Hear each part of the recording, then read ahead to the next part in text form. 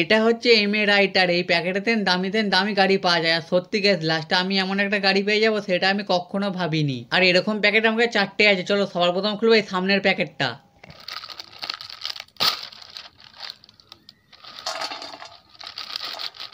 আরে wow guys, প্রথম প্যাকেটটা খুলতে গাড়ি পেয়ে গেছি। চলো এই গাড়িটার সাইডে রাখি, এবার খুলবো এদের সামনের প্যাকেটটা।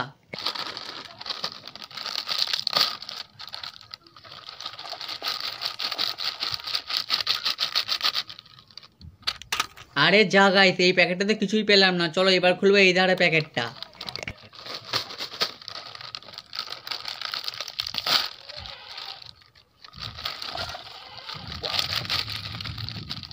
আরে ওয়াও গাইস, এই প্যাকেটটাতে গাড়ি পেলাম। চলো এবার খুলবো যে প্যাকেটটা লাস্টে আছে ওই প্যাকেটটা। আর তোমরা যা ভাবছো যে এই প্যাকেটে আমি দামি কিছু পাবো, তারা ভিডিও লাইক করো। তোমরা হচ্ছে পাবো না, তার চ্যানেলটাকে সাবস্ক্রাইব করো। চলো এবার এই প্যাকেটটা খুলে দেখা যাক।